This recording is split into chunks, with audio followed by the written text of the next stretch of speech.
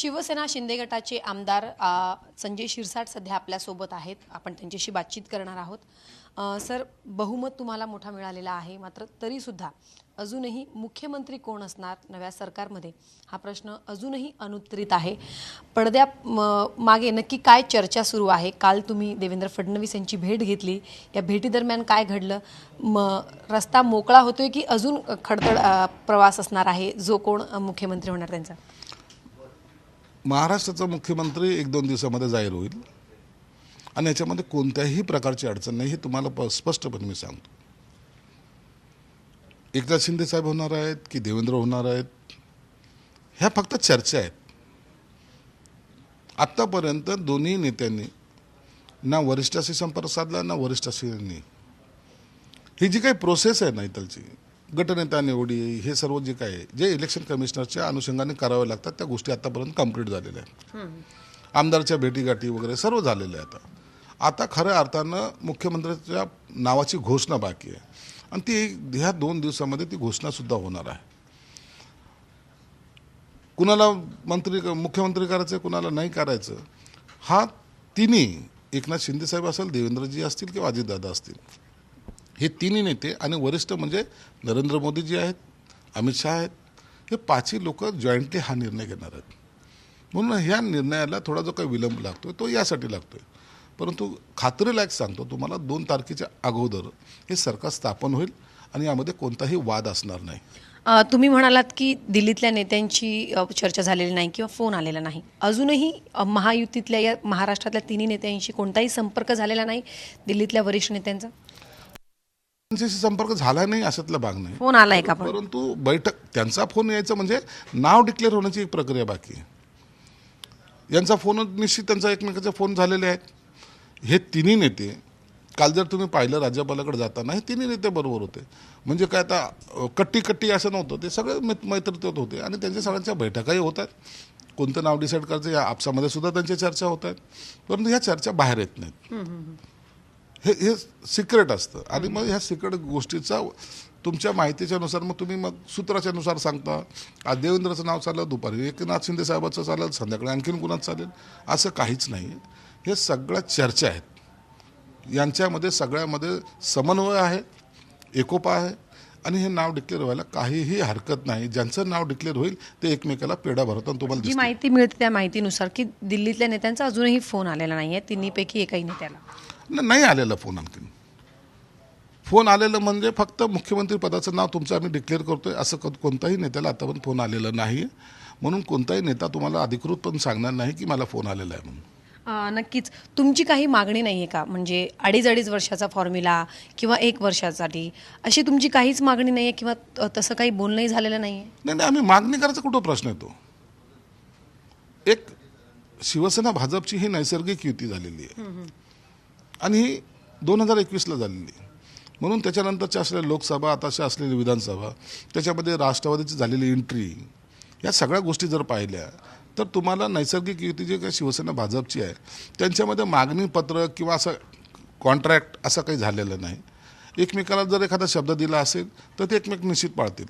म्हणून आम्ही त्याच्यावर वाद घालत नाहीत ना आम्ही त्याच्यामध्ये चर्चा उपस्थित करत नाही. जो निर्णय होईल तो आम्हाला मान्य, या भूमिकेत आम्ही आहोत. नक्कीच. आता अपक्षांचा पाठिंबा मिळून भाजपचं संख्याबळ 137 झाल्याचं आपल्याला बघायला मिळते सध्या तरी.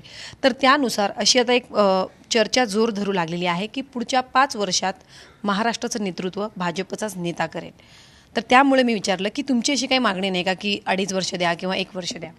भाजपचे 137 नाही तर महायुतीचे 240 पर्यंत गेलेले आहेत. तुम्ही भाजप करून त्यांच्यामध्ये ते काहीतरी वेगळा गट मग तयार करण्याच्या मनस्थितीत आहेत. मग आम्ही काहीतरी वेगळा गट तयार करतोय किंवा राष्ट्रवादी करते, असं काही नाही. आम्ही सगळं एकत्रित आहोत. आता अपक्ष आमदार जे आहेत ना, ते आता सत्ता इकडे येते, ते विरोधात बसायला त्यांची मानसिकता नाही आहे, हे समजून घ्या तुम्ही. त्यांना कोणी पाठिंबा मागायला गेलंय का? परंतु ते आता बरोबर यायच्या मनस्थितीत आहेत. चला 4 लोक येत आहेत, त्यांना घेतलं पाहिजे बरोबर म्हणून घेत आहेत. हे काही त्यांच्यामुळं सरकार स्थापन होणार आहे असं काही चित्र आहे का? नाही. म्हणून कोणी कुणाला पाठिंबा दिला, आम्हाला 4 आमदारांनी पाठिंबा दिला. म्हणून अपक्ष आमदारांना सत्तेमध्ये राहून आपल्या मतदारसंघामध्ये काम करण्यासाठी वाव मिळावं म्हणून ते आज महायुतीबरोबर येत आहेत. पण 5 वर्ष जर भाजपचाच नेता जर नेतृत्व करत असेल तर तुम्हाला हे मान्य आहे का? नाही, आता ह्याचा निर्णय होईल ना. जोही निर्णय होईल तो आम्हाला मान्य असेल. एकदा निर्णय होऊ द्या. निर्णय प्रक्रिया पूर्ण होण्याच्या अगोदर असे स्टेटमेंट करणं मला वाटतं मग त्या युतीमध्ये मग मिठाचा खडा टाकण्यासारखं होईल. म्हणून आम्ही त्या भानगडीत पडत नाहीत. जोही निर्णय होईल, एकनाथ शिंदे जोही निर्णय मान्य करतील त्यांच्याबरोबर आम्ही आहोत. आता एकनाथ शिंदे यांना केंद्रामध्ये मंत्रिपद दिलं जाऊ शकतं किंवा तशी ऑफर त्यांना आहे असं म्हटलं जात आहे.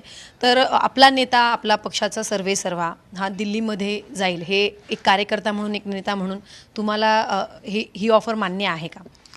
मला त्यांना अशी ऑफर आल्याची कोणती मला माहिती नाही. आली की नाही याच्याबद्दल मी काही सांगू शकत नाही. परंतु माझी अशी इच्छा आहे वैयक्तिक की एकनाथ शिंदेसाहेब हे महाराष्ट्राच्या राजकारणामध्ये राहावेत. महाराष्ट्राचं नेतृत्व म्हणून त्यांच्याकडे एक वेगळ्या आशेने पाहिलं जातं. सर्वसामान्याचा नेता म्हणून कॉमन मॅन त्यांची जे काही उपाधी त्यांना लागलेली त्या पद्धतीनेच त्यांनी काम करावं अशी आमची वैयक्तिक इच्छा आहे. हे जे काही निवडणुका झाल्यात त्यावेळेला एकनाथ शिंदे साहेबांचा चेहरा समोर होता आणि लोकांनी इतका प्रेम त्यांना दिलेलं आहे. तर त्या प्रेमाच्या खातीर त्यांनी महाराष्ट्र सोडून दिलेलं जाणं मला वाटतं अखेरला निर्णय त्यांचा आहे. परंतु ते जाणार नाहीत अशी एकंदरीत माझी तरी अपेक्षा आहे. भाजपचा नेता जर मुख्यमंत्री झाला मग ते देवेंद्र फडणवीस असतील किंवा मग नवा चेहरा असेल, दुसरी ऑफर एकनाथ शिंदेना की उपमुख्यमंत्रीपद देण्यात येईल. मग अशी माहिती मिळते, अशी चर्चा सुरू आहे राजकीय वर्तुळात की श्रीकांत शिंदे यांना उपमुख्यमंत्रीपदी ते विराजमान करू शकतात किंवा मग पक्षातला जो नेता, मग श्रीकांत शिंदे यांचे किती चान्सेस आहेत ते उपमुख्यमंत्री होतील अशी जी चर्चा सुरू आहे, नक्की काय सत्यता आहे याच्यामध्ये? नाही, याबाबतीत मला तर कोणतीही कल्पना नाही. मला वाटतं श्रीकांत शिंदेने कधी तसं इच्छाही प्रदर्शित केलेली नाही आणि म्हणून काय होईल हे आताच्या घडीला सांगणं योग्य नाही. पण मला इतर नेत्यापेक्षा एकनाथ शिंदेचा स्वभाव वेगळा आहे. ते योग्य वेळेला योग्य निर्णय घेतात. ते उपमुख्यमंत्रीपद स्वीकारतील? नाही, मला नाही वाटत. मला त्यांच्या स्वभावानुसार ते काय निर्णय घेतील याची आपल्याला वाट पाहावी लागेल. तो जो काही निर्णय घेतील तो अत्यंत धाडसाने आणि खंबीरतेने घेतील आणि आम्ही त्यांच्या पाठीशी राहू. आता सगळ्या बातम्या आपण जर बघितल्या, जेव्हापासून तुम्हाला यश एवढं मोठं राज्यामध्ये मिळालेलं आहे तेव्हापासून आपण सगळ्या जर बातम्या बघितल्या तर त्यानुसार देवेंद्र फडणवीस यांचं नाव जरा मोठ्या ताकदीनं किंवा तशी भूमिका अजित पवार गटाने असेल किंवा मग भाजपचे नेते असतील, देवेंद्र फडणवीस यांचं नाव पुढे करताना बघायला मिळत आहे. आता तुम्ही या सगळ्या प्रक्रियेमध्ये आहात म्हणून तुम्हाला विचारते की देवेंद्र फडणवीस यांचा चेहरा असेल की मग एखादा सरप्रायझिंग चेहरा आपल्याला मुख्यमंत्री म्हणून पुढे बघायला मिळेल? नाही, एक लक्षात घ्या की हे जे काही चाललं आहे ना तुमचं रोज देवेंद्र की एकनाथ शिंदे, हे तुम्ही एक बेस धरताय. भाजपच्या जागा जास्त आहेत म्हणून त्यांना मिळालं पाहिजे असा एक वर्ग म्हणतोय. एकनाथ शिंदे साहेबाच्या नेतृत्वात लढवल्या गेल्या म्हणून एकनाथ शिंदे साहेब पाहिजे असा एक वर्ग म्हणतोय. आणि या सगळ्या खिचाताणीमध्ये काय होईल याचा नियम नाही आणि भाजपने त्यांचा चेहरा कोणता असावा हे त्यांच्या पक्षाच्या अंतर्गत बाब आहे. मग देवेंद्र असतील का इतर कोणी असतील हे ठरवण्याचा अधिकार त्या पक्षाला आहे. त्याच्यानं आम्ही भाष्य करू शकत नाही. म्हणून सरप्रायझिंग चेहरा नवीन येऊ शकतो का? म्हणजे आतापर्यंत झालेल्या, कारण की तुम्ही म्हणालात की अजून कोणाला कॉल नाही आलाय मुख्यमंत्रीपदाचा चेहरा कोण असेल, या तर महाराष्ट्रातल्या चर्चा आहे. पण सरप्रायझिंग चेहरा किंवा नवीन चेहरा पुढे करू शकतात का? किंवा नाही, त्यांच्या भाजपची काय नीती असेल तर आपण कसं सांगू शकतो ना. भाजपने काय निर्णय घ्यायचा हा त्यांचा प्रश्न आहे, वैयक्तिक प्रश्न आहे. आणि त्याच्यामध्ये मी काहीतरी त्यांच्या पक्षाची लाईन सोडून मी बोलावं मला वाटतं ते योग्य नाही. भाजपचे नेते सक्षम आहेत, ते योग्य वेळेला योग्य निर्णय घेतील. कधीपर्यंत शपथविधी होऊ शकतो? खरं तर आता म्हटलं जातं की मुहूर्त बघून खरं तर शपथविधी सोहळा पार पडेल, तर कधीचा मुहूर्त ठरलेला आहे? मला असं वाटतं की 2 तारखेच्या पूर्वी किंवा 2 तारखेला, एक तर 30 तारखेला होईल किंवा 2 तारखेला होईल, या 2 डेटच्या मध्ये हा शपथविधी होईल. शेवटचा प्रश्न सर, आता मुख्यमंत्रीपदाबाबत तर वेगवेगळे तर्कवितर्क लावले जात आहेत, पण पक्षाला किती कॅबिनेट किंवा राज्यमंत्रीपद मिळेल त्याबद्दल खरं तर बोलणं झालंय का? आता जर शपथविधी होत असेल तर नेते देखील मंत्रिपदाची शपथ घेतील, तर यावेळेस तुमची संख्या जास्त आहे मागच्या वेळेसपेक्षा, तर जास्तीत जास्त कॅबिनेट तुमच्या पक्षाला मिळू शकतं?